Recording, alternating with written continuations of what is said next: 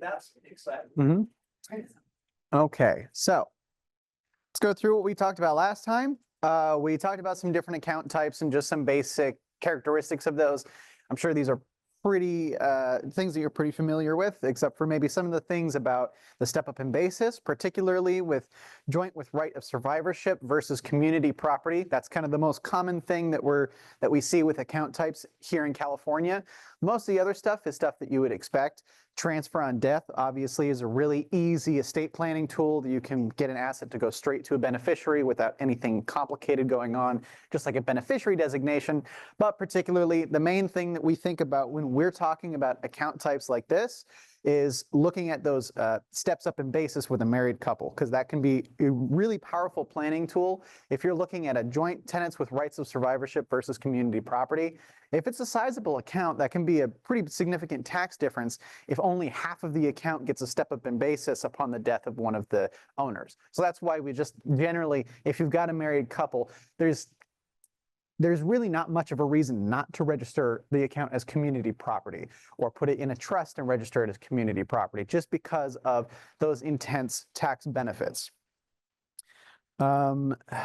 See, that's all that. Obviously, we know what our trust accounts are and custodial accounts that you use for people that are either below the age of majority or have some sort of incapacity that makes them unable to manage their own finances. But of course, whoever is in charge of that account must act in a fiduciary duty, just like a financial professional would. These are our tax benefits that we get, or the one tax benefit that we really get from community property, which is when one spouse passes, the entirety of the basis of the account steps up. Like I mentioned before, the way I kind of like to think about this account is you can think of community property accounts as being owned by the marriage. So if you have two people that are married and one person dies, effectively, because you also will, going forward, have to not do your taxes as a married filing jointly, it's kind of like that marriage dies, and that is who is leaving the asset to the leftover spouse, and kind of that becomes, in a way, an inheritance. That's how I like to see it, because it just makes sense in that way. So rather than it being a joint account between two people, it's really that marriage owns the property, and then it gets left to the surviving spouse.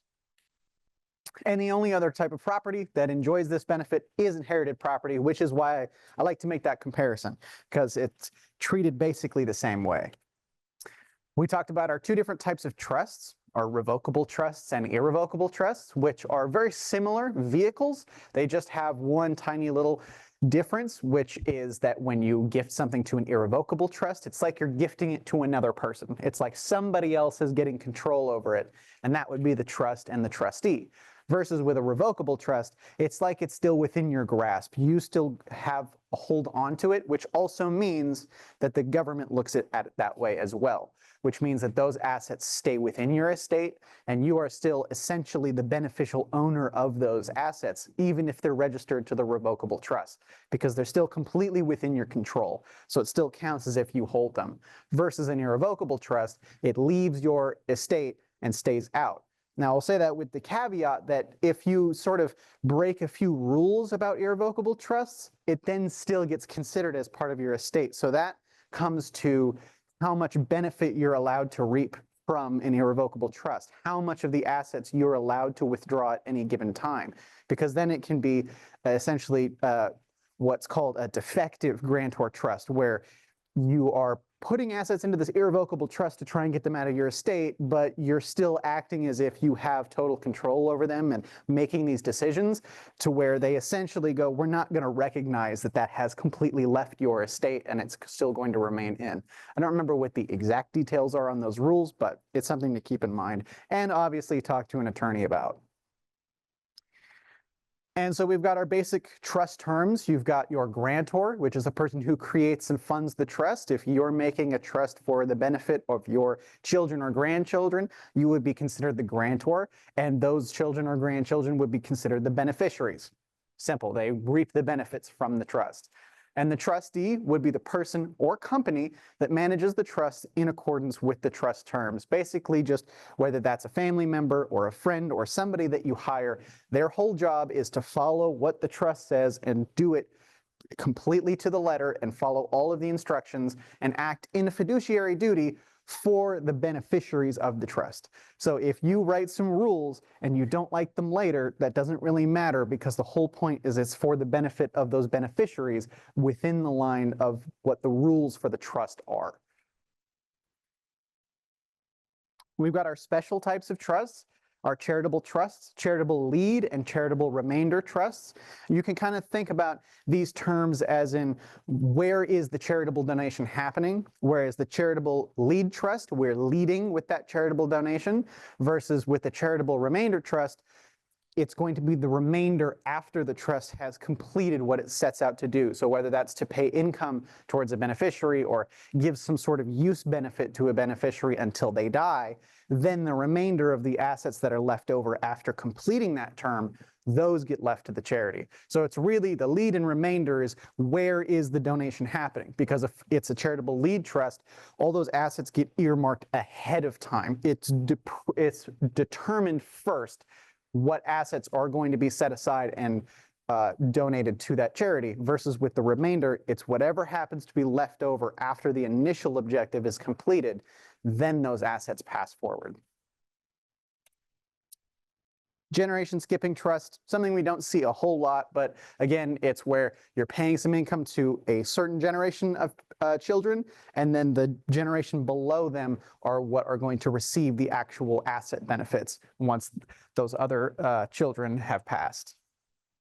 Grant or retained annuity trust, which is essentially just, you put your money in the trust creates or purchases an annuity on your life and pays out the income towards that. Usually it creates that annuity in some sort of way that it writes a contract, and then the remaining assets that are left over get passed to beneficiaries. So it's kind of like you just make your own annuity rather than going out and buying one from an insurance company, and the assets that you put in there are what fund that. So a lot of times you'll use things like income-bearing assets or a lot of treasuries or something like that to create some sort of income pool that then gets transferred out to you based on your lifetime. And it might take from the principal, it might not, depending on the calculations. Usually it will eat away at some of those assets just because of the amount of income, and if you live for a long time, that can add up to quite a lot of assets. So it could dig deeply into that principal, but then whatever is left over at the end, that's what gets passed on to beneficiaries. You've got your irrevocable life insurance trust, which as of right now is not a huge concern for a lot of people because the estate tax exemption is still just about at $14 million. And I don't think there's a whole lot of us sitting on $40 to $50 million of assets to pass on. If you are, congratulations. And I don't know how you're sitting in here, but that's besides the point. But essentially, yep, this trust just purchases life insurance voluntarily. You can't tell it to purchase life insurance. It gets a little complicated, but the beneficiaries have to be able to pull out whatever contributions you put in there. But essentially, they just give up their right to their withdrawals, and those cash withdrawals that they could take or the contributions that you make are used to purchase life insurance on you, so that when you pass, now we have all this extra tax-free cash from the life insurance policy, because remember, life insurance policy or proceeds are not taxable. So that lands in the trust, and then the trust will go and pay your estate tax bill so as not to reduce your assets that are left after death. And we've got our special needs trust, which is pretty simple. It's just a type of trust that pays for medical care or day-to-day needs of a special needs beneficiary, and it does not make any compromise on any sorts of any type of government benefits that they would qualify for by being low income, disabled, all this other stuff. Because if you're familiar with that, once you get past a certain level of assets or income, they go, well, okay, they don't really need government help at this point because all of their stuff is paid for. But if you have something like a special needs trust that is only set up to pay for medical care or day-to-day needs of some level of disabled person, then it's not going to compromise those benefits that they would be receiving for other things, whatever that may be. And then we've got spendthrift trusts, which are probably some of the most useful and popular trusts for people with a lot of assets that have very particular ideas of how they want them to get left to their beneficiaries. So it's a provision within the trust that essentially kind of creates its own separate little trust. It gets complicated at this legal level, but the idea is that you can dictate exactly how and when assets get transferred, in what amounts, at what times, with whatever requirements that you have. You can decide exactly how and when assets will pass to a beneficiary at any time. And you can get really specific in basically whatever way that you want. We've got our testamentary trusts, which are basically will trusts, which is a trust that you say is going to be established within the will, so that when you pass, essentially the will now says, let's make this trust, and it creates a trust that all of your assets from the will pass into and then get managed from there. So it avoids probate, which usually assets that are listed in a will don't avoid probate, but because immediately upon your death, this trust is established and the assets go in, then they will avoid probate, but they will still be included in the gross estate. So you can kind of think of this as a revocable trust that's waiting to be created until you actually pass, and then it happens. And that's kind of our will trust. So now we get to our estate planning checklist, and this is where we left off last time. So we're just going to run through some of these things in here. Let me just get this out of here. So we've got our little checklist here that you want to do for your estate planning. And remember that this is really basic. This is just the stuff that we can encourage you to do and look at on your own, but also remember that if you have very specific needs, or you have a very specific thing you want to accomplish, or you're not sure about something, just consult with an attorney, an estate planning attorney. It's always worth it, no matter what you're doing, if you're doing it yourself or you're paying somebody else, to just get somebody's opinion for an hour. Especially if you're doing some complex estate planning, it's always really beneficial to just go, am I doing this right? Is this structured well? Is this actually going to do what I think it's going to do? Or is there something that could fall out from under me at this point? So we start with creating an inventory and then accounting for your family's needs. So it's thinking, okay, what do I need to provide for?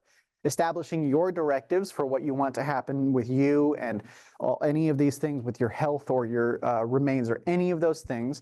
Reviewing your beneficiaries, so thinking, okay, what of those family needs am I going to be providing for? Who am I providing for?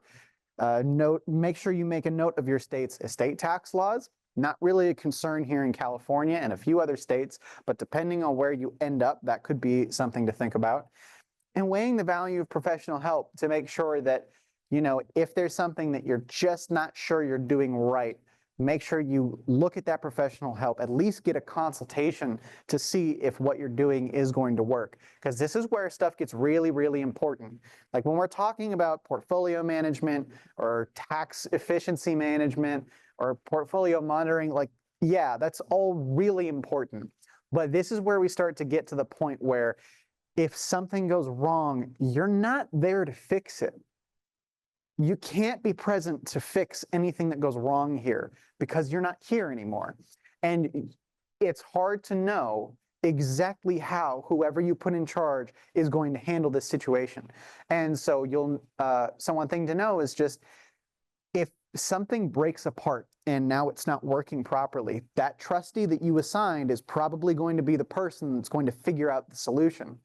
And if you are just saying, I'm just going to pick my brother or sister or friend because I just think I can trust them, maybe you can, but maybe they don't know how to navigate this. That's always something to consider, is you understand how much you can trust the person, what their competency is, and what holds them to be accountable for you. Because in the event that something starts to break down in this checklist or this plan, most likely that's going to be the person that steps in and figures out a solution, whether they farm it out to somebody else or they just try and figure out whatever the easiest thing is, or just write a check and be done with it. You got to understand that these are the things where it has to be locked in. Even if it's really simple, that's fine. But just understanding that if it's simple and it just does this thing and these assets pass straight to this person, just if that's all that's happening, then good. We have that locked in and we know that there's a very low chance of failure because there's not a lot of moving parts. But the more parts you have, make sure that you have safety measures. Yes. So if the family member is identified as this, and it's too complex, may then farm it out, or just the trustor or how to? we assign a fund to a fiduciary? Yeah, so I think it kind of depends. I know, first of all, what you can do is you can have things like successor trustees, and you can have kind of a line, or you can have co-trustees. But when it comes to having that one person sort of have a decision on what happens, do you have any insight there? They can resign. And then, and or help choose another trustee. If somebody died and they're left as the trustee, but they can always resign. And one of the problems we run into is that if two trustees, two adult children are trustees, investment companies and banks don't like that, right? Yeah, that's often, yeah, having co-trustees, it gets really messy, especially when we're talking about investment accounts, brokerage accounts, because Assign well to like a professional or? I'm assuming whoever, if somebody dies and I'm the trustee and I don't want to be, I can probably assign somebody else higher, fiduciary or another family member. And if the other beneficiaries don't disagree with that or have a problem. Yeah. But you would assign. Yeah. bypass. But it is definitely good to like have the opportunity to possibly provide for that. So if you say something in the trust of like, if this person does not want to step forward and do this, you can provide a reference, or you can say, I would like it to shift in this direction. Those are some things that you could probably write into the trust. But again, this is where having that nice little hour consultation with an attorney can really lock these things down and make sure that's not a risk. Well, we love them because, for one, we are fiduciary for our investment clients, and secondly, when it comes to professional fiduciaries, personally, that's something that I really like because it kind of takes that emotional component out of the decision-making process. Even if all you're doing is following a checklist, sometimes it can be very overwhelming for somebody, and I know, just especially if somebody resigns and then it gets put on somebody that you might not have chosen, a lot of those things, like there's just a lot of these variables. So we like professional fiduciaries because it puts somebody who knows how to do that job in the position. And personally, we're a fan of that. Interesting. Yeah. Yeah. Yeah. I've seen one fiduciary spill the money to gamble it away.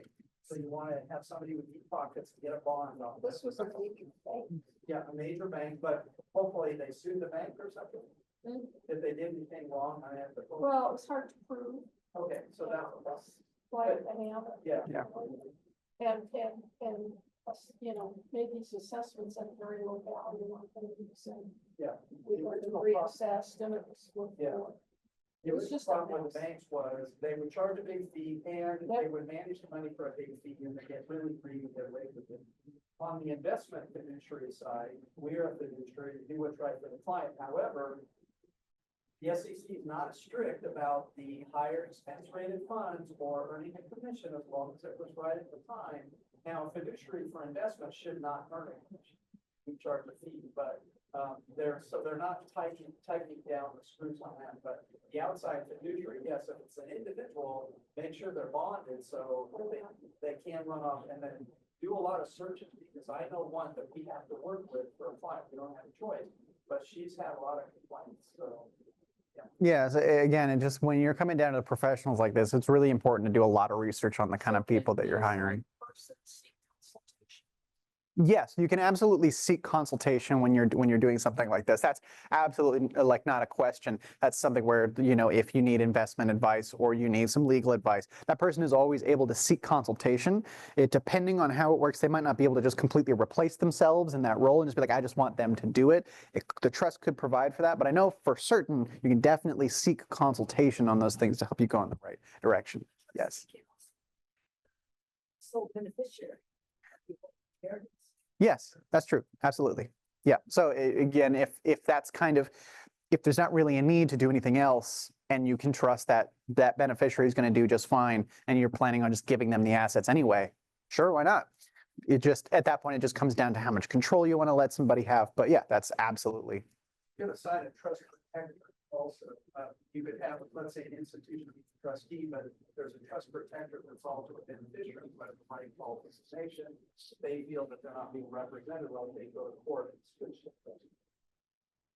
Yeah. Okay. So, please. There we go. All right. So now we're going to go through some of those steps that we were just talking about in that checklist. We're going to kind of try and run through this a little quickly, but definitely ask questions if you can. So we've got two different types of assets, broad categories. We've got tangible assets and intangible assets. This is pretty simple to understand because tangible assets you can hold in your hand. Like you can carry it, they've got weight to it, you could throw it in a backpack, or maybe not, maybe if it's too big. But you know, it's big, it's stuff, it is things. Houses, vehicles, other real estate, collectibles, and personal possessions. Stuff that you could pick up and grab and put in a truck and move, and just all those physical items. Versus with intangibles, we're talking about calculations and numbers and policies. Stuff like checking and savings accounts, certificates of deposit, stocks, bonds, mutual funds, life insurance policies, retirement plans, health savings accounts, ownership in a business. A lot of these things that exist only because it's on the ledger of a bank or on the ledger of a 401k provider or stuff like that, where if that company disappeared, also your things would probably disappear, you know, theoretically. So it's just real things and calculated stuff is kind of the easiest way to understand those two categories. What about digital assets such as passwords? That would also be an intangible asset. Yeah. It's stored that. Well, it kind of depends.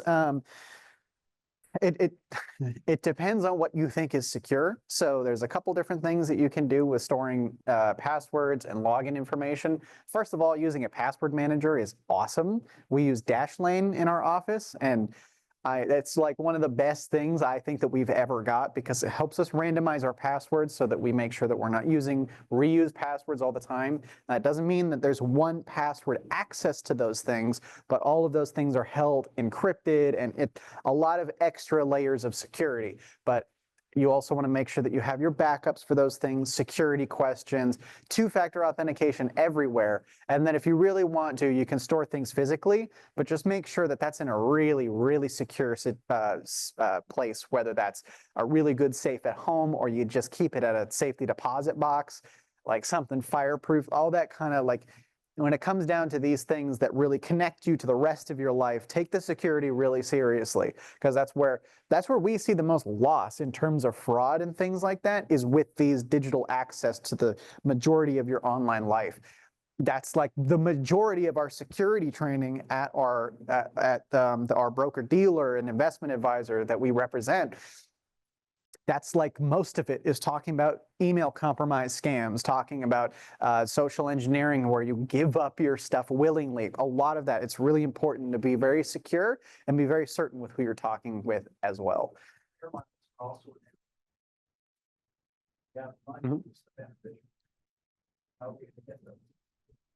Interesting. I hadn't thought about that one. Yeah, I have handwritten passwords, but I'll write, let's say, a number and a dash that he'll know what that number is. So I do my own encryption, hard copy, say somebody else would know, and then also there's national. But also, and if you're a hunter and you have guns, you need to store them properly, but also have the serial number. And those don't automatically go to your beneficiaries in the state of California. Unless there's certain rules you got to follow. You have to write it into the will, and you have to take a signature course or make a plan for another person. So that's all.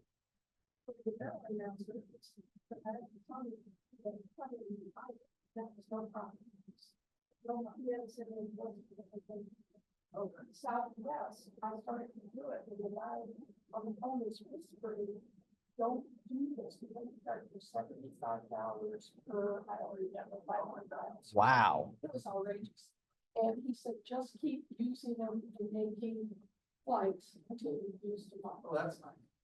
Yeah, and if it's a non-spouse, if they require a beneficiary form or something. I don't know, Yeah, that would be interesting. but I did have to send them a message. Yeah. So next up, accounting for your family's needs. Just write a will if you don't already have one. there's a lot of ways to create a will online. In fact, there's this company, Free Will. I haven't used them, so it's not an endorsement. I just know that it exists. There's a company called Free Will online that allows you to create a will basically for free in hopes that you'll use their other document creating programs. But they're also hopefully going to be creating some advisor tools so that advisors will be able to help you create some estate planning documents in a completely compliant way. So I'm actually kind of excited for how that's going to come out. But there's a lot of stuff online that you can use. Make sure that you have enough life insurance if you need it. And if your next question is how much do I need? It depends on stuff like whether you're married, if your current lifestyle requires dual incomes, this can be something very important. If you've got two spouses that are working and one spouse dies, I guarantee you expenses are not dropping by 50% exactly. It's probably going to be a little bit, maybe 25%, maybe less. You don't know, especially if you have dependent children. Those costs are not disappearing. If anything, they might rise because now there's childcare costs. So there's a lot of stuff like that. If you need dual incomes or whatever the case may be, just take a look at what would I need to supplement in the event of this spouse passing or whatever is lost. And even just the idea of one of the other things that I kind of like life insurance for is not even necessarily that there's this giant financial hole that's going to be created, but that there's going to be a need for time and healing emotionally. And you need to provide for how is life going to be sustained during that time. So it's kind of a weird thing to think about and try and calculate, well, how many months of expenses do I need to give my spouse so that they can get over me? Like, that's kind of a weird conversation to have, but it really becomes important because you want to make sure that the assets don't get drained down so far that now all the other plans start to fall apart because they couldn't get back to work. So that's one of the points where life insurance becomes very helpful, especially with dependent children, because we're not just going to stop giving them the same care that we gave them before. We want to maintain their lifestyle. Name a guardian for your children and a backup guardian just in case. Same thing, just like with trustees, you got to make sure that somebody's looking over your children and your assets when you write your will. So this can help sidestep costly family court fights that could drain your estate assets. So that's something pretty important to have as well. Cool. Pass this on to your kids, right?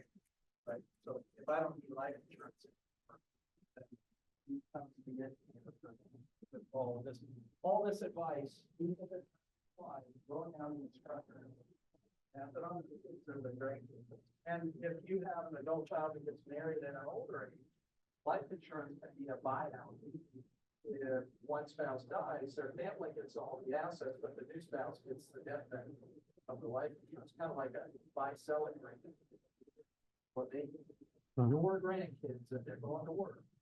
The investment, the 401k is the last thing they need medical insurance, disability insurance, all this other stuff, and then you buy them. Yeah, so establishing your directives, this is kind of stuff that we've already covered. A trust might be appropriate for you. With your revocable living trust, you put your assets into the trust, select a trustee to manage the assets for your benefit and that of your beneficiaries. If you become ill or incapacitated, your selected trustee can take over, and upon your death, the trust assets transfer to your beneficiaries, bypassing probate, which is that court process that we don't like so much because it's expensive, timely, and worst of all, totally public. Not a fun time, especially if you've got beneficiaries that don't exactly like each other very much. That can become quite a problem if everybody sees what everybody gets, because I mean, money just causes family problems. It really does. It really does. So that's always something to consider. And then you can also set up the irrevocable trust like we talked about that can't be changed or revoked by the creator. Now it can be changed. It's just harder and most importantly, expensive. It just gets pricey because you got to work with lawyers again because it's out of your control. So you have to work with people that understand. You can't just like get in there and suddenly change things and make it different because you decided, because you gave up those assets. So you need to go through the proper channels to change everything. The medical care directive, also known as a living will, spells out your wishes for medical care if you become unable to make those decisions yourself. So again, this is something that we talked about earlier, but we're just kind of rehashing it as part of this checklist. You can also give a trusted person medical power of attorney for your health care, giving that person the authority to make decisions if you can't. So these two documents are sometimes combined into one, which is known as an advanced healthcare directive. And a lot of these things kind of depend on what state you're in and what documents they prefer and what they follow first. And because essentially it's like 3 documents here, but they all sort of accomplish the same thing. But essentially, if you want to be safe, create an advanced healthcare directive, and it basically covers all bases. So you want to make sure that you just got that down, check your state laws, and just see what is going to be priority, what's going to be followed first, and just kind of have that line of items taken care of. Website called 5 Wishes that kind of has these prompts that do various scenarios and you provide your response. So it's another support system to declare your wishes. Okay, very cool. Yeah, absolutely. What was that called again? 5 Wishes. 5 Wishes. All right, you want to remember that for me, Shaniqua? Thank you. Okay, next thing, durable financial power of attorney. We talked about that as well. And just to make sure, there's a couple things. I just want to speak on the wording of power of attorney for a second. So you've got a power of attorney, and then you've got 2 features that you can add to a power of attorney. One is a durable nature. So if it's a durable power of attorney, what that means is it survives your incapacity. It doesn't survive your death, because obviously that would basically just become a trustee at that point, but it survives your incapacity. If you have a regular power of attorney and you become incapacitated, that's going to be basically disabled, and they're not going to be able to continue. Versus a durable power of attorney, which is the most common one, because usually this is where people want someone else to have that power. If it's durable, it will continue through your incapacity, and they can continue making decisions for you. Now, the next part of it is called springing or spring forward. This is another feature you can add to a power of attorney. When you sign a power of attorney or a durable power of attorney into effect, it goes into effect right then. It becomes effective now. Versus if you add a feature called springing or spring forward, it waits for a particular event to occur, which springs it forward into basically being effective. And now you usually will need to get a medical document from a doctor or something that proves that now this event has occurred, and now the power of attorney will come into play. So usually what people will want is, if they want somebody who can take care of their financial decisions once they become incapacitated, you want a springing or spring forward durable power of attorney. That's what will be the most useful document in that situation. So this allows someone to manage your financial affairs if you're medically unable to do so, which is what that spring forward thing is. So just make sure you understand your documents and what you're signing in, because you don't always want to give somebody control of your stuff right now while you're around, because now they have the authority to act on your behalf even when you're still here. So just kind of think about that a little bit. Your designated agent, as directed in the document, can act on your behalf in legal and financial situations when you can't. So this includes paying bills and taxes, as well as accessing and managing your assets. So a lot of the times this becomes very useful if, say, you've got a married couple and one of them gets incapacitated, but they were handling all the finances or something like that, and they had separate things to deal with. You can get there. Or if you have your parent and you're the child, the parent becomes incapacitated, but their mortgage still needs to be paid, their electricity still needs to be paid. It's just kind of like that. And it doesn't have to be a particular relationship with somebody. It doesn't have to be a spouse or a family member. You can designate basically whoever you want.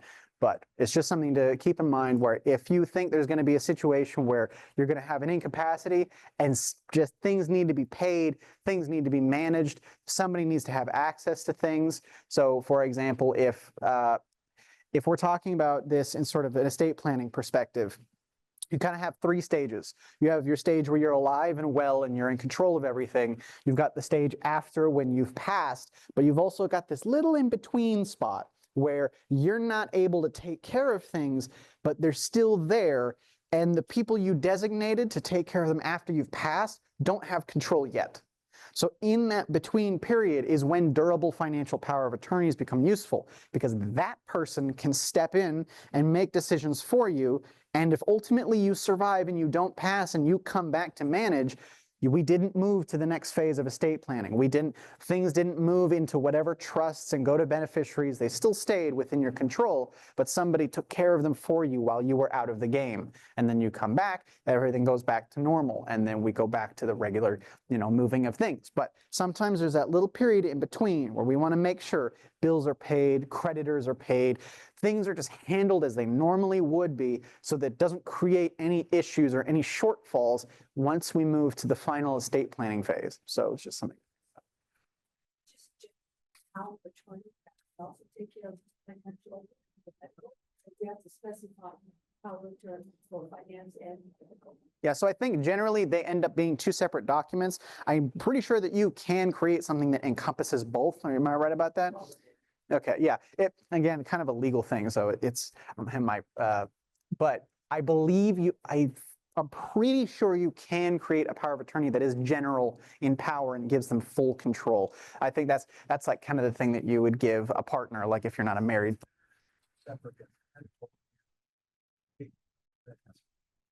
Yeah. I've never seen one that does, well, I've seen a trust that discusses that, and a will that says, set it up, but definitely do a medical durable power attorney separate. Plus, you might want one person to be on medical durable power attorney, the other one not in charge of the assets. Yeah. Right. Yeah, so again, just kind of comes down to like who you want to trust for each of those scenarios. Okay, next we also have a limited power of attorney. So this is another sort of little modification or feature that you can make to a power of attorney. So this can be useful if the idea of turning over everything to someone else concerns you. This legal document does just what the name says. It imposes limits on the power of your named representative. For example, you could grant the person the power to sign documents on your behalf at the closing of a home sale or to sell a specific stock. So these are kind of more like if there's a particular sort of event that you're concerned about, that if you become incapacitated in the next while is not going to be able to go through and is going to get stalled. So that's where these things can become more helpful, or if you go, this is a really important thing for me to close on or sell this stock or whatever the deal is, but man, I am vulnerable right now and something could happen. This is when you might use a limited power of attorney to give somebody a very specific power to act on your behalf if you become incapacitated, but if you think everything else is going to be relatively okay. Be careful who has your power of attorney. Obviously, they may literally have your financial well-being and possibly your life in their hands. It's a very serious thing to give to somebody. You might want to assign the medical and financial representation to different people, like we just mentioned, as well as backups for each in case your primary choice is unavailable when needed. They could just be out of the country on vacation. You might just have the timing all screwed up.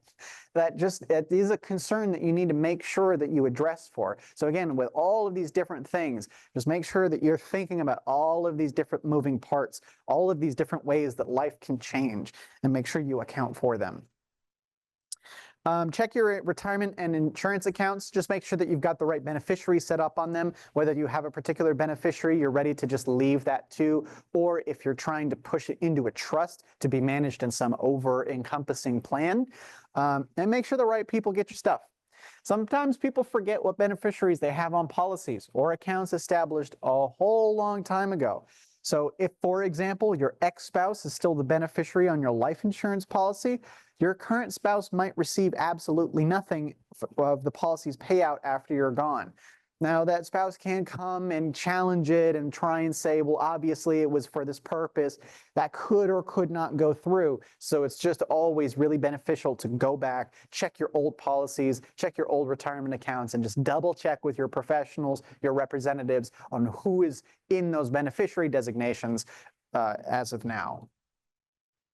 Don't leave any beneficiary sections blank, because in that case, when an account goes through probate, it may be distributed based on the state's rules for who gets the property. They might completely ignore any other estate planning documents you have or instructions. If it just goes straight to probate and nobody is named, they'll just kind of pick the default for distribution, which could be all of your heirs equally, or it could be just your next of kin. It kind of depends on what the state says. Name contingent beneficiaries. So basically, it's just a backup beneficiary. If your primary beneficiary dies before you do, and you forget to update the primary beneficiary designation before we get there, essentially it just goes back to being blank. So if that person is no longer there or no longer available to receive the assets, very important that you update that beneficiary designation. Look at your state's estate tax laws.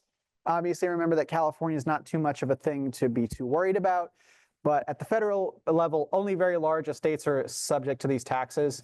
It was 12.92 million in 2023, 13.61 million in 2024, and 2025 will be 13.99 million. And then after that will be when we're looking at the sunsetting of that. But with the administration that we're looking at now, I feel like it's relatively not super likely that it's going to sunset, and it's probably going to get extended, especially with the very overarching Republican control that there is as of now after the election.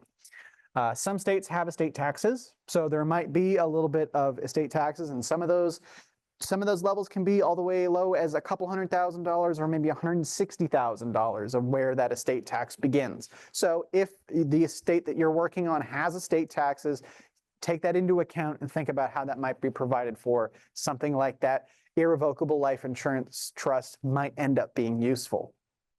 Some states have inheritance taxes as well, which means that the people who inherit the money may need to pay taxes on it. And you can go to this whole thing that we picked, this checklist and all this information is from NerdWallet. So if you look up the estate planning checklist and NerdWallet on Google, I'm sure you'll find it. Or we can also send that out in an email after this class, talking about a recap of what we talked about here.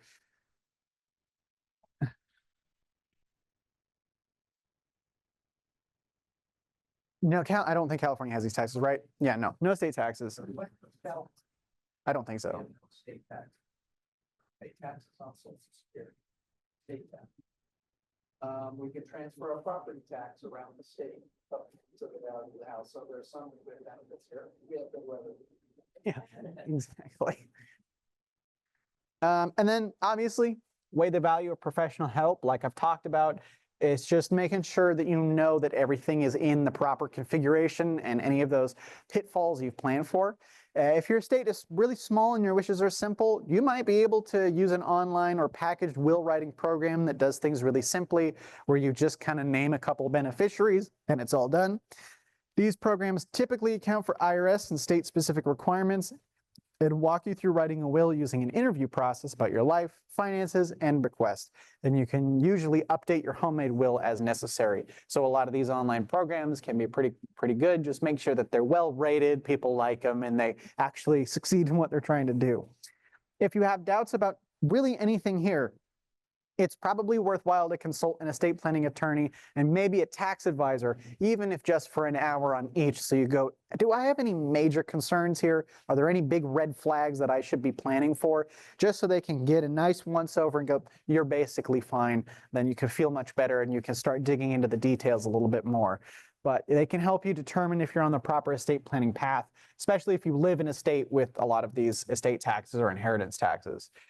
For a large and complex estate, thinking special child care concerns, business issues, non-familial heirs, mixed families, an estate attorney or tax professional can help maneuver the sometimes complicated implications. But just make sure you know what you're paying for, make sure everything is good relationships with past clients, all those sorts of things, the same thing you would do with a financial advisor, same thing that you would do with anybody who handles all of your assets. Make sure that they really know what they're doing and that you can feel very comfortable working with them, because this is obviously a pretty heavy topic, and it's really important that you feel comfortable and confident in the people that are handling this for you. Plan to reassess, revisit your estate plan when circumstances change, whether that's for better or for worse. So, some people might think, well, oh, my finances suddenly got so much better. And that doesn't really register as, oh my goodness, I need to go check on my plans and make sure all of this is accounted for. You really want to make sure that anything that happens, if you've got extra assets or whatever it is, make sure it's accounted for. Even if you think you're going to spend through it in your lifetime because it's some new things that you came into, just make sure it fits into your plan in some sort of way. So this could include marriage, divorce, birth of a child, loss of a loved one, getting a new job, or being terminated. Any of these things can make a big difference. Revisit your plan periodically, even if things don't change, just to make sure everything is right And even though the situation may not have changed, laws may have changed, and your opinions of your beneficiaries may have changed. You never know. And it will take some effort to revise your plan, but take heart. The need to revise means you've already avoided the biggest estate planning mistake, never drafting a plan at all. Super important. So now that we've gotten through that checklist, let's get to the, yes, oh, sure. Assets, are you recommending that your clients to put vehicles in the trustee? Have we been doing that? Most people don't, but It could be a hassle of dealing with Yeah. DMV, but all I do is just, you have a signed document says this vehicle, and it's VIN number is good for disposal. Right. yeah, Yeah. a will type thing could be easily.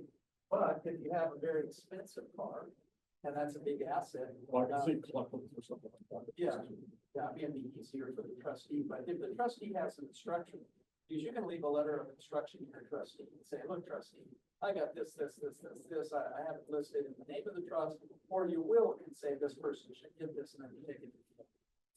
So as long as it's listed in the will or on a separate document, listed to the trustee. Not that that's as legal as it should be, but you can leave a letter to the trustee saying, you know what, could you give this to so-and-so and whatever, they can ignore it or they can take it seriously. Yeah. Okay, so now we're going to talk about tax efficiency management. And in all honesty, as we get here, this is probably one of the things where you're going to be able to make the smallest changes. Like there's not, there are things that you can do to make things more efficient. And there are ways that you can structure things, but the main thing that comes to mind for tax efficiency management is that when you're generating, like obviously you'll always have to pay taxes on gains and dividends on all these sorts of things, but I want to make sure that they don't affect other things. So that comes to changes in Medicare premiums, where this is not necessarily a tax-related question, but it's related because when you're generating these taxable gains, when you're generating this taxable income, it now affects something else like Medicare premiums, like it can spike those premiums. So we're kind of thinking, okay, what small maneuvers can I do to maybe get some use out of this asset without completely blowing my Medicare premiums into the sky or other things like that. So we're just going to talk about some like little tidbits, little things that you can do to maybe, create some tax efficiency in your life or help people that are accumulating now create tax efficiency. Yes. Talk about blowing out Medicare, like about magnitude dollar-wise, like a range that it's. Yeah. So as far as I know, I forget exactly what the premium numbers are, but it's kind of like they have their own brackets as well. So it's a certain level of income that once you surpass it, now you're paying the next level of premium. And I think once you get into that sort of second stage, which is 100 and something, vaguely, yeah. So that's kind of where that begins. And then when you move up, there's this one in the middle that's just like a really big area for you to be in where the premiums are high, but it takes a lot more income to finally jump to the last really expensive stage. So I don't remember what those exact numbers are right now, but I can pull that information. But it just, yeah, I think that's about it. Yeah. Yeah. I would. Part D, like Medicare. Yeah. Then you'll be like 500 plus a month. Mhm. Another 1,000. It all depends on your income. Yep. And that's why it's really important to like. Medicare. I didn't have to pay anything for Medicare. Yeah. Because it's once you get Medicare. Yeah.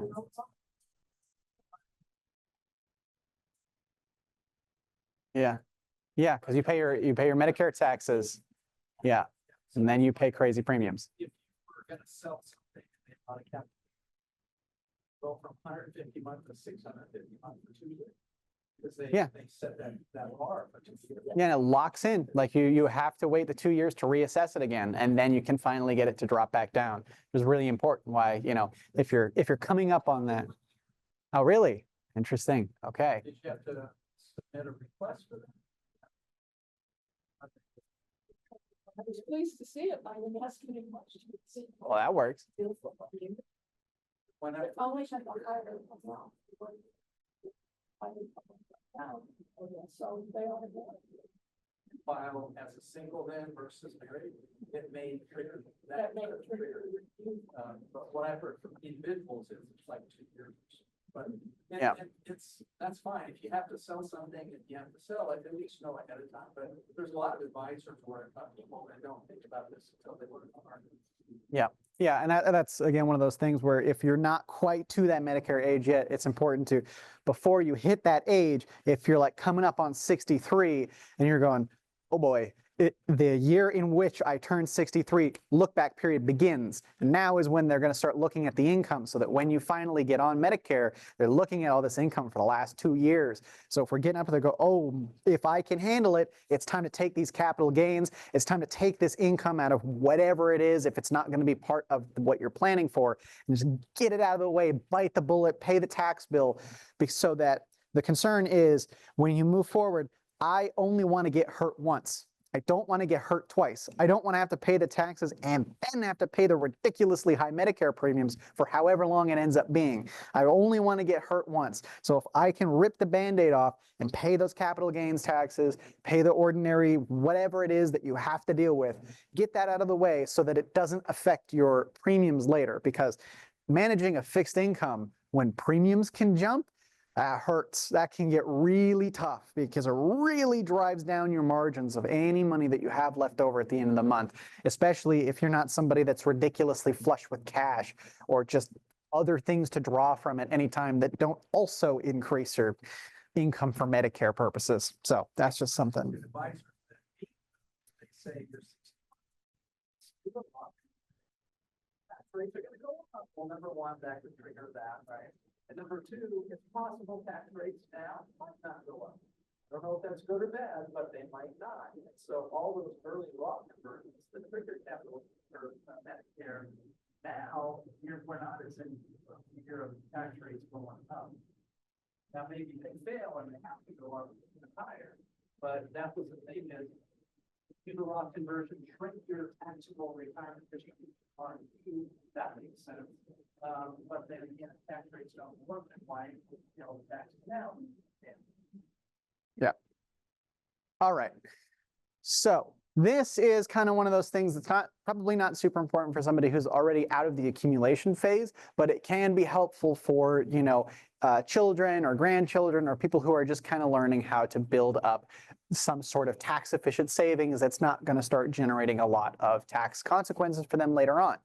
So this is basically just kind of a stair step that you can walk up to create a tax efficient pile of money, pile of savings to have in your back pocket. So tax favored money market funds, tax favored index or ETF income funds like municipal bonds or even treasury bonds, or better because you don't pay the state taxes on them. Tax managed growth funds, index funds, or really ETFs, growth ETFs in general that don't kick out dividends.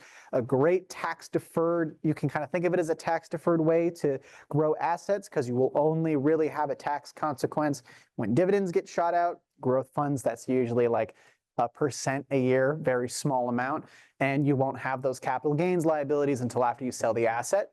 Tax deductible retirement accounts, obviously that deferred income tax, you just get to completely not pay taxes on that income and grow it for later, but it gets locked up. A personal residence has generally been a pretty good way for people to both invest and get some tax benefits at the same time, because you get that deferred growth and you get a lot of exemptions, and you can increase your base. It's just a very workable asset. It's an asset that you can do a lot to increase your tax basis and all sorts of things moving forward. Now, obviously, if you put a bunch of improvements and it also increases in value, you're just kind of moving the capital gains up along with you, but you're also increasing the amount of value you can pull out in the end anyway.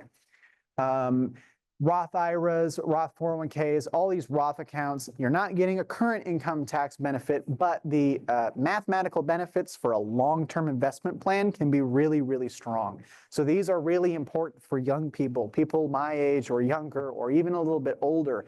If you've got a decent amount of time, Roth accounts are wonderful, and they're also great for beneficiaries. Because if you can pass a Roth IRA to somebody, first of all, you can grow the assets as much as you want, but also because they don't have RMDs, you can pass it to a beneficiary and they can hold on to it and let it continue to grow until they finally reach an age where they want to take it out, and it's still tax-free. So it's a really powerful vehicle that, if leveraged properly, can be incredibly important. Yeah, you have 10 years. Yeah, so you can hold it for that 10 years and then you can pull it out. But that's still a decent amount of growth time if we're looking at long-term performance rates. Say, X out the 401k, find one, become a real estate investor who wants some appreciation. Or at the very least, we may lose this, and that's put no money in their car and put some solar on that, which I would assume because the problem with the. Yeah, most, I would not be surprised. Tax-deferred annuities, stuff like no load, low cost. We don't really love annuities, but there are some ways that you can get some tax-efficient ones that might help you out a little bit. And obviously, it's just another type of asset to have in your portfolio. So if you have a ton of assets and you're looking for some other diversification, some good low-cost annuities could potentially be another type of asset that you can use. Just don't expect the same sort of efficiency that you would get in an investment portfolio or something like that. Understand what you're paying for and what you're giving up by using a product like that. Commercial real estate is also a good one because you can get some tax benefits from that as well. And obviously, a personal business is really tax efficient because all the money you put into it, you can basically write it off as business expenses. And if you do them with a profit incentive, with a profit motive, and create more capital and just continue rolling that in, that can be one of the fastest and just highest growing assets in your portfolio if you have a certain amount of expertise or feel a good market or whatever the case may be. Like that 2-day seminar, 1-day seminar I went to, but I had to go. Right, exactly. The commercial real estate, the biggest benefit there, same depreciation allowance is right off of everything. But you keep your tenant out a lot easier than the house. That's why I would like commercial, because if they stop paying you for the book. Yeah. Yeah, especially depending on the situation. Like, I mean, if you remember kind of what happened during COVID, one of the things was landlords couldn't kick their tenants out, even if they were previously legally able to. They had to give a certain amount of forgiveness, and you just got no income at all. And even if you could try and evict them, the courts were so backed up that it'd be years before they even got to your case anyway. So it was just an absolute crapshoot for if you were trying to get some income. And if that was important, if you were paying a mortgage, well, now I got like a year or two of mortgage payments that I can't even pay for because I have no income. So, you know, there's a lot of things with residential real estate that could be quite a problem if you're not prepared for that. Values based on what it earns, not healthy. So you're not gonna make a ton if everybody wants a fancy house, but at the same time, it's down here, not super low levels, but relative to. And judges will throw the tax out if they don't. Yep. Oh, there we go. So there's a couple more tax efficient strategies, just little things that we can think of when it comes to our investment accounts and stuff like that. Our tax advantaged investments. So there's a bunch of things like mutual funds and other types of tax advantaged investment products that you can get into. Mutual fund versus ETF, what we talked about before, where if you're in a taxable brokerage account, mutual funds and ETFs, the ETFs will be more tax efficient in the day-to-day, year-to-year process. But when you get to the end, the ETF will have more capital gains to pay taxes on. However, those capital gains get taxed at much lower rates than the distributions get taxed because the distributions are considered ordinary. So that's just something to keep in mind. If you're willing to pay taxes today and maybe you don't have a very high tax rate, mutual fund could be totally fine and it could be pretty similar. But if you don't want to pay the taxes now and the capital gain, the long-term capital gain tax rate will be beneficial, use those ETFs. Tax-deferred annuities can also be relatively useful, like we just mentioned. Tax-deferred investment vehicles, we know why those are awesome. Current tax deduction, get it out if you have that earned income, of course. Same thing with the, or not same thing, but Also, if you have that earned income with that Roth account, you can get that nice tax-free earnings, and you can still withdraw contributions at any time, which is really nice. It makes Roth accounts a really good vehicle for people who are accumulating, because if you can take your contributions out at any time with no penalties and no taxes, then it's kind of like still having that cash reserve. So I can still pull from those contributions whenever I want, but the growth is completely tax-free at the same time. So if I create a nice balanced portfolio and I put my contributions in there and have some short-term bonds or something that I can pull from in the event of an emergency, I can also have a lot of growth securities that enjoy that tax benefit long-term. So Roth accounts are really, really good for young people. They're amazing. The downsides. The annuity, the best annuity we believe is Social Security. So I put my hand, if I die, you get my money, and if you die, I get your money. And, you know, they're not perfect, but that's the concept. The annuities here, they jack up the fees so high, like the variable annuity has mutual fund-like assets in it. You have a death benefit, you have funds that are really expensive, and you have all these other fees that are outrageous. If you have an old annuity, we're not saying sell it, it would be taxable, but just take a look at it and do what you can not to add to it. Yeah, and the other thing about annuities that really is rough is the surrender period, and the surrender penalties can get really bad, because what happens is instead of just saying, you have this penalty and then it goes away at this year, the penalty is worse the sooner you try and surrender that annuity and get out of it. You could have a penalty that is as high as pretty much all of the annuity when you're first starting. You'll have, I think it's a 10-year period that it drops off over for a lot of them, where you start at this really high percentage. It could be 30 or 40 or 50% surrender charge, to where if you buy the annuity and next year go, this is not the right product for me, I want to sell this. Good luck getting your assets back, because you're going to get probably half or less. But as we step forward, it ratchets down. Next year, down slightly, until we finally get out of the surrender period, and then you can get your assets back.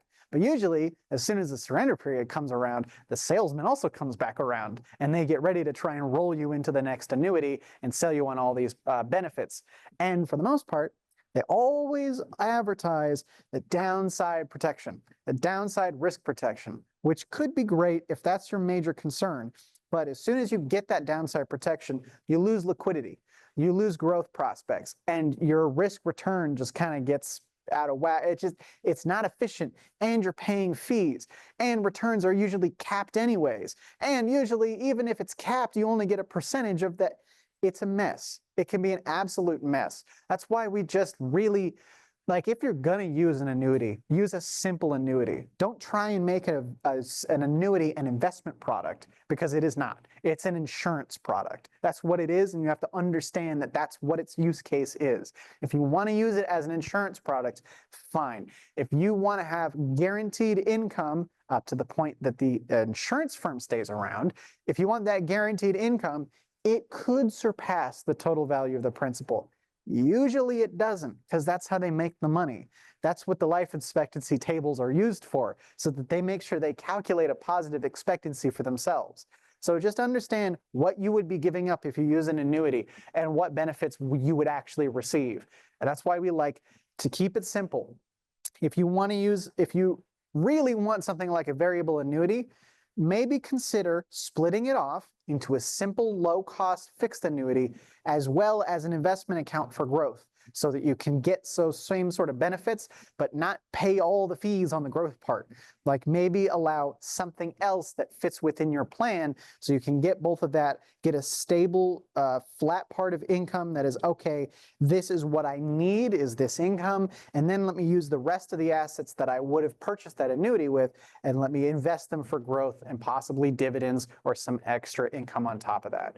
The other downside is the variable annuity has funds in it. That's going to come out of ordinary income. So if you have gains, you're going to pay a lot higher tax rate. So what's the point? And on the fixed annuity, they're saying, we'll guarantee this rate of return at 5% or 4.5%. But if the company goes bankrupt, there's your money. Why would you buy one annuity? If I have a fund that has 100 fixed annuities, and if one goes bankrupt, it's not that bad. But they try to make you feel that they're super safe. They're only as safe as their balance sheet. So why would you put all your money with one company? We'd rather have you buy some T-bills if you want safety and time, short term, long term, and then maybe some good ETFs that you have. Yeah. Stocks that reduce your risk of being long. Yeah, and that's sort of the other thing to remember is just you can think about it like if you're going to buy an annuity, just remember how they're doing it. Maybe do it that way. Because if you're looking at a fixed annuity, how are they funding that?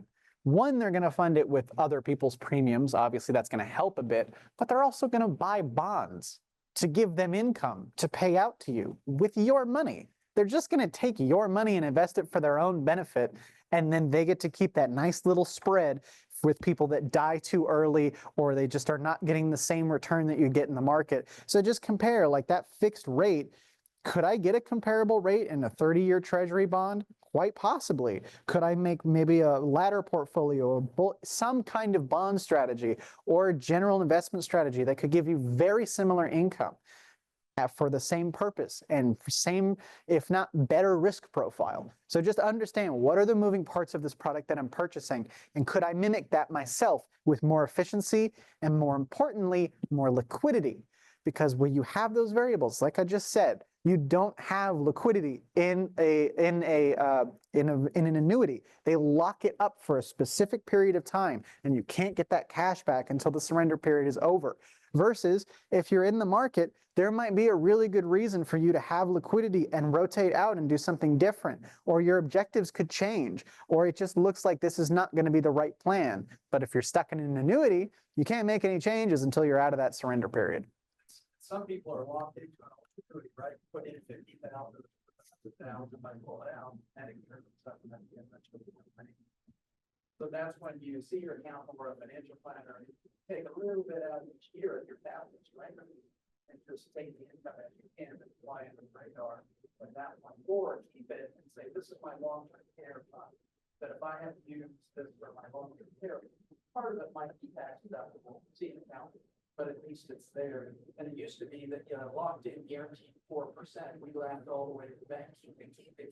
Well, now you can get 5 or more, but it is tax deferred. So if you have an old annuity, don't worry about it. Just look at it and don't add anything to it. You can either start pulling a little bit out each year, or just keep it for a disability fund, or you leave it to your least favorite beneficiary. Right? So they'll have a big tax on that. Yeah, that's one thing that I forgot to mention about the annuities is a lot of times they'll have a little percentage you can take out every year without incurring any surrender penalties or any of those other things. So there might be like maybe 10% or 8%. There'll be some stated amount that you can take out every year with no penalties, no problems, because they legally have to let you. So there's a little amount that you can take out. Don't mind. Yeah. In terms of converting your existing IRA to a Roth IRA, usually it makes sense if there's more time or you just want to pay the tax bill for your beneficiaries and let them enjoy tax-free growth over the rest of your lifetime plus the 10 years. So, for the most part, it's kind of a tax bracket game. If you're in a low tax bracket, a really low tax bracket, and it's not going to be too consequential for you to do a conversion, sure, go ahead and do that conversion. But if you're going to be taking it out soon anyway, it's not really too much of it. You might as well just follow through. If you retired later in the year and you can defer current income, deferred comp, or pensions until the following year, you can also use that sort of amount that you can defer, and then now you can fill that up with a conversion if the conversion still makes sense for you. But usually when you're reaching distribution phase or retirement phase, at that point, doing Roth conversions, unless you have some ridiculous level of wealth and you really just want to get into this deferred vehicle for some other reason, it's not like they're not usually crazy beneficial in terms of the math over those short periods of time. But again, if you want to pay the conversion taxes for the benefit of beneficiaries, that's a great opportunity. If you've got a nice little IRA and you go, I don't really need this or want this, but I know my beneficiary could, and you want to just pay the tax bill for them right now, let it grow, and let them hopefully hold it invested for that 10-year period and then pull it out tax-free, that could be beneficial. or if your future income is going to be higher. So if we're just looking at a situation where we go, okay, I know that for this period, I'm not going to have this high income, but something's going to kick in, Social Security, pensions, some other fixed income source, or a big sale could happen later, and you want to take advantage of the tax rates that you're not going to have forever, then maybe you can do that. Some reasons against converting would be if the tax liability moves you up to a much higher tax bracket, because you're going to be paying those ordinary income taxes and stuff like that. It's going to count towards that. So that's something to keep in mind. And if you don't have the money for the taxes set aside, because if you're doing a conversion, all of those dollars need to make it into the Roth account. You can't pull out all of it and then only put 70% in and pay the taxes with the rest. Those taxes need to be paid out of pocket. It needs to come out of your cash on hand. So because if you don't put all the money in there, it's just going to be treated as a withdrawal, as a distribution. Now so it's just make sure that you have the money set aside so you can get that money in there and it can actually stay in the Roth IRA. And if your tax rates are not less than what they were when you contributed to the previous plan, you'll just take those regular distributions and you'll pay those taxes anyway. So yeah, because it's not like it's not a preferred tax rate of anyway. It's just going to be your ordinary rate, because it's like you're taking a distribution out of that IRA, paying the taxes, and just scooting it over to the Roth. It's like you're basically the same thing as if you earned income, paid taxes on it, then you put it into a Roth. The conversion just lets you do more because it's not a contribution, so you can do a bigger amount, and it's just a fun little trick. So personal residence. Oh, yes.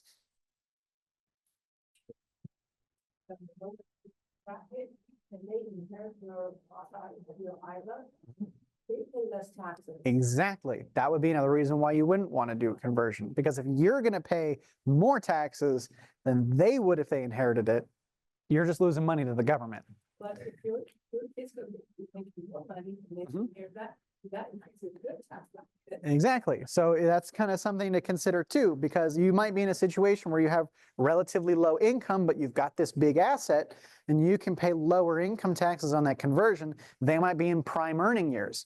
And then that would be a great benefit for them to have that Roth versus paying the regular income taxes on the IRA if they're much lower. So it kind of depends on where they are in their stage of life, how it's going to develop, and some of these things, you're probably not going to be dying immediately after you do your conversion. So you also got to think of, okay, they've got time to move up in their incomes.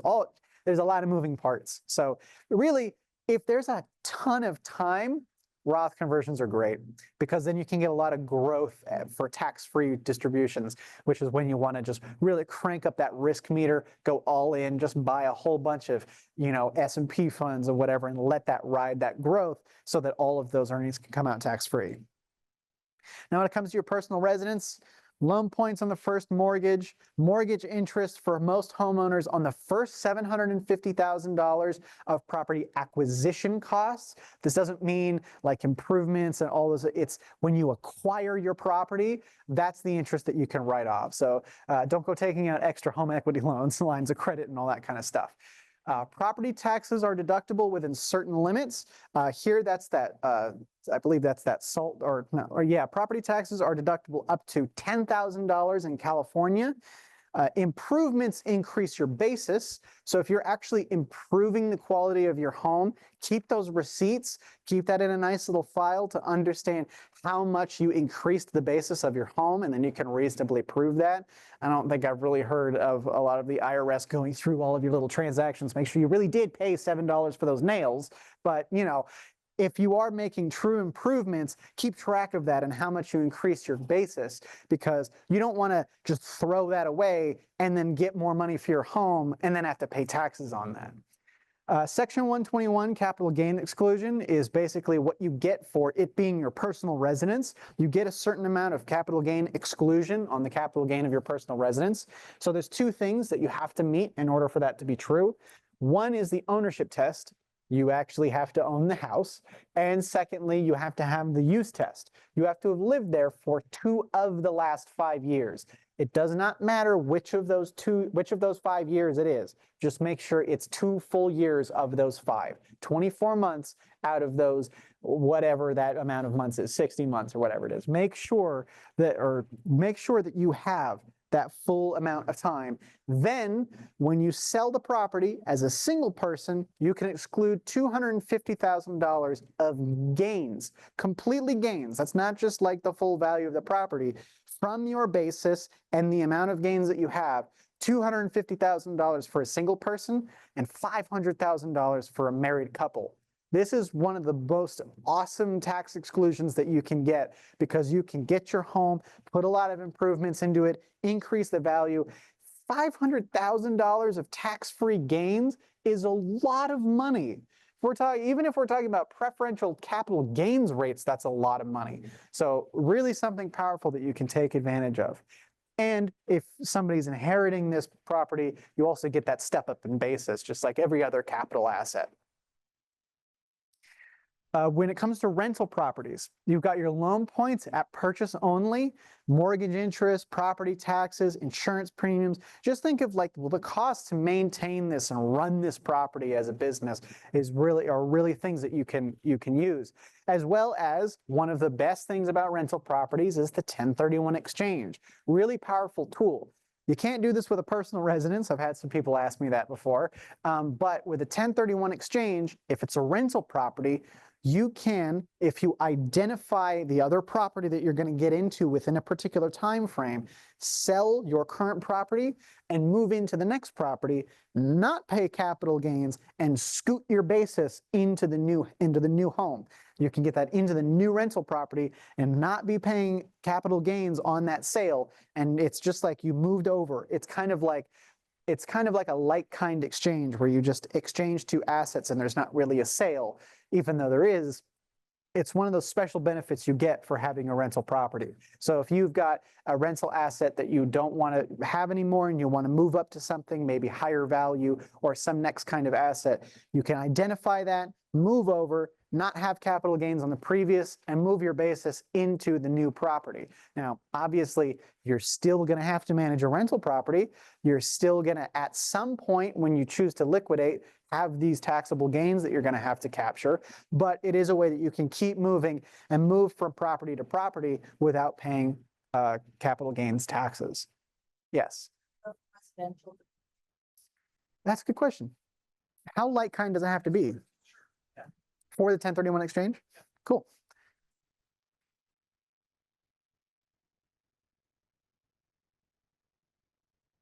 Yes, you can go back to a definite and two of the last 5 years. And the last research I should saw is that if then you pass away, the depreciation allowance, you're going through. But if you sell it, any depreciation has to be paid back, right? So you have to watch out. So what was? Yeah, so if you have a rental that you depreciated down really low, then you move into it and then die, your beneficiaries don't pay tax on the depreciation, but you would if you didn't die. So that's why 1031, 1031, 1031, if you sell it, you got to remember you got all that depreciation that's got to be paid back. Mhm. Question for you: what about sell it? EST, Delaware, something trust, which keeps it tax deferred, but not give my money to the partnership. Yeah, so basically the idea is, I've seen this sold a lot. I've seen booths at a couple conferences where they essentially are creating some sort of little private REIT sort of thing going on, and you are able to exchange your rental property for shares, and then you get shares in this private trust, this limited partnership, whatever it is. But the only problem with that is now you get to all the liquidity issues and management issues and efficiency issues of those types of management companies. Now, if it's really good and you know your stuff and you can research them and they're amazing, possibly it could be good. Maybe there's increased liquidity, maybe not. But it's just one of those things. It's really hard for me as an advisor to evaluate, because I have to evaluate each one of those individually. It's not like I can just exchange my rental property for a bunch of publicly traded REITs in a brokerage account. I can't do that. I got to go with one of these very specific Delaware trusts and go into them. And that's why it's hard to recommend because there are a lot of liquidity and management problems that arise. They give you every little, it's so cool, and solar rentals do an exchange, it's in a partnership, they're gonna pay me a good rate of interest, I don't have to worry about it, and then when I die, it's gonna tax free. The problem is, when you transfer your money over there, I had a client that insisted he wanted to do it, okay, fine, I call him, and we put my client in this and avoid the 90% commission. No, you can't do that, okay, so he had his son-in-law or somebody in the family sell it to him, who got a massive commission, and so your $1 million is now only worth, what, 900 something thousand in earnings ability, so you immediately gave yourself what you used to call a haircut, and lower value. So if you have no other way of doing it, but you could create your own, or you could find it, but again, there aren't always what we promise. Yeah. If you're 1031 into a real estate tax, I mean, stock or investment. Yeah, I think that's essentially sort of the same thing, but Have state approval to do it, that you trade your sell your property and exchange it into shares of this big limited partnership. And that is the same. Yeah. Yeah, the problem with the limited partnership is kind of like government, because the general partner now has all this money, and he or she doesn't really worry about you as much, they worry about themselves. And there's an old saying, going into a limited partnership, the limited partner has all the money and the general partner has all the experience, right?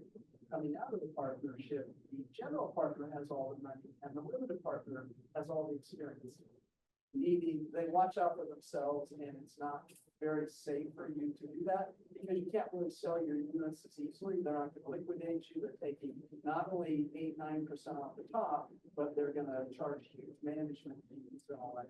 So we would say, if you have to exchange out of something, exchange into something really easy, conduit Hawaii or something like. It's tough to make it sound really easy. So how do you get paid for that? I mean, how do you get money for that? They have all the money that people have transferred in, and they buy shopping centers and just like any real estate, limited partnership. And whatever the net income is after paying them management fees, expenses, and all these things, then they'll distribute the distribution to. Now, if you can find one that was really didn't have commissions and fees and you felt really good about it, okay, that concept's all right. But we would rather just be super careful, because anytime it seems too good to be true, that old saying always comes out. I started in 1980, and by 1989, all these limited partnerships were filing bankruptcy. And it's like, no, yeah, we're just staying with SEC regulated liquid assets. If you bought the Vanguard ETF and it dropped a lot, okay, that's the market. It's not somebody paying off with your money. So we'd rather take market risk, but not bankruptcy. yeah. The other thing I'd be considering with those trusts is, what is your basis in those shares? I don't know. And I'm certain that it's not going to be as easy as, oh, now suddenly my basis is up to the top of the fair market value. I almost guarantee that it wouldn't be. So that's another thing that you would want to consider. But we're going to try and run through the rest of these here. We got just like maybe 2 minutes. I'll try and get through. We might be here a few minutes late. We talked about this already. Joint tenants with rights of survivorship versus community property. You know all that. Dealing with game positions. If you're really committed to selling a game position, consider exploring the specific shares method for stocks and ETFs, or the last in, first out, which is sort of that thing where we just talk about. You can sell particular shares of funds, stocks and ETFs and stuff like that. You can tell them to give me the highest cost shares first if that's a concern, or you can go the other way, whatever you decide to do. Generally, last in, first out in an upward trending market will kind of by default be the best, because your most recently purchased shares will generally be the highest cost basis. So last in, first out is kind of that's what most brokerages do by default anyway. So usually that's taken care of. But if you've got a lot of gains and it's been super volatile, and maybe you bought when it was at the price it's at today, but you averaged down, all sorts of stuff like that, consider your options. If you're not prepared to sell, Consider allocating your portfolio around gain positions. That's something I deal with when we talk about trust with big gains or individual accounts with big gains, is if you've got one particular position, we just kind of make our portfolio around that, allocate everything else how we would be if that position was replacing a growth stock or some index ETF or something. Whatever it is, just have that find its place in your portfolio and balance it with the rest of the assets around that. Also, making sure you are cognizant to long-term capital gains and short-term capital gains. If you're with an advisor and they're distributing you a lot of short-term capital gains, I would confront them on that because those are just incredibly inefficient. Long-term capital gains are great because we get preferential rates. We always want to take those versus short-term. But then also remember that if you have short-term losses or short-term gains, you can net those against each other and not have an effective tax consequence at the end. Same thing with long-term. You could always net taxable losses and gains against each other in taxable accounts. Not necessarily. Not if you're not paying commissions, it won't generate extra cost. No cost, but I mean capital gain, short-term versus long-term capital gain. So if I'm a day trader, if I make money, short-term buying and selling, that's going to be ordinary. Right, that's what I was just talking about with this last part here. If you pay those short-term capital gains, that just ends up being ordinary income. So income-producing securities can drive up your tax bill in a non-qualified account. Makes sense, but it's just something to think about. If you buy a bunch of dividend securities or taxable bonds, you're going to be paying income taxes on those as they come in. They don't just get to sit in your account and you not pay taxes on them. So you can consider tax-advantaged income securities or growth-focused securities to minimize tax consequences. Now, one thing I'll say with tax-advantaged income, particularly municipal bonds or other tax-free income, is the one thing you want to pay attention to is the yield on a taxable bond versus a tax-free bond is different because one of them is tax-free. What you want to consider is that equivalent or better of a ratio than it would be if you paid taxes on the taxable bond? Check and see what the difference is. If I've got a 6% bond and a 3.5% bond, and 3.5 is the tax-free, is that about equivalent to the amount of taxes I would pay on the 6? If I paid my own taxes on the 6, would I effectively get 3.5, or would I actually get 4?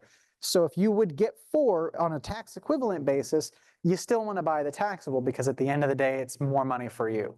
But if you're going to get if you're at really, really high tax rates and the spread is tighter, then those municipal bonds become really attractive. So that's just something to consider, that it's not always the absolute best to stay in municipals. Sure, it can simplify things. And if you just don't like dealing with that and getting a 1099 and you just want to accept that you'll lose 20 or 30 basis points, whatever, just don't make me pay income taxes on this, fine.